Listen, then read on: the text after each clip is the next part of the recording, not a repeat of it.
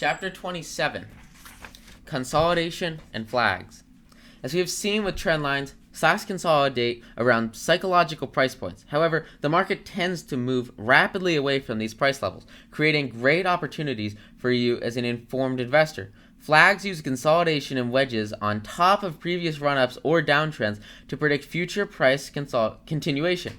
Flags can act as great indicators for your current position when you are already in a trade, or present a terrific buying or selling opportunity once the stock has already moved a lot. You may see flags more predominantly in large pre-market gainers traded 9 to noon, as we will discuss in Chapter 36. Here's an example to summarize flags. You can easily identify these by practicing your support and resistance trendline drawing to get precise flags and triangles every time.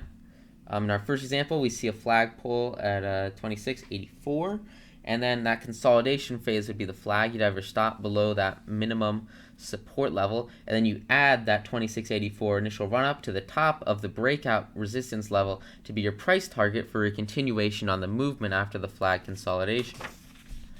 Notice that the run-up period for this setup starts at the previous low of the flagpole movement. Try to enter a flag position after a strong support or resistance, if shorting, level is established. Note that the flag itself may look like a wedge in some trades. The important thing to identify with these setups is not necessarily the support and resistance shape of the middle, but rather the fact that there is consolidation in a movement that already has significant growth or decline if shorting. You can see the same pattern with a downward trending flag, wedge, etc. Once you identify the support and resistance in your middle of a movement, you can find the height of the flagpole. Enter your order and calculate your profit target when you see upward price movement breaking through the flag's resistance or support if shorting. Here are two more flag examples with INTL FC Stone Inc. We have an initial flagpole run up and then a downward flag, but it breaks out of that upward resistance level, and so the bull flag triggers, and you had the initial flagpole run up, and there's actually another flag after that. It had a little bit of a pullback, but it broke out of that resistance level and continued up. This example is a shorter term active chart, but not necessarily a 9 to noon stock. You'll see much more implicit volatility and percentage changes in stocks we will screen for in Chapter 36, realizing greater returns using flag patterns. This is especially true for opening bell movements, wherein orders pour in to purchase or sell a stock with significant pre-market catalysts in volume.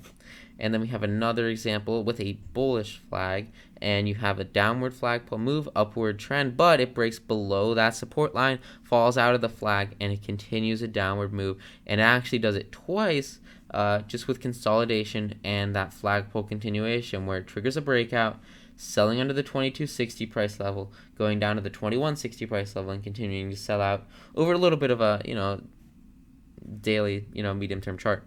Here we see a swing trading setup that requires you to hold your position post-market. Remember that post-market holding can pose significant volatility risk in 9 to noon stocks. These positions, as shown above, can make large pre-market movements in unpredictable directions, especially after a large daily run-up or downtrend. With that said, this flag pattern held true through the post-market. Stick with strong support and resistance levels, and your trades will surely turn out well with consistency.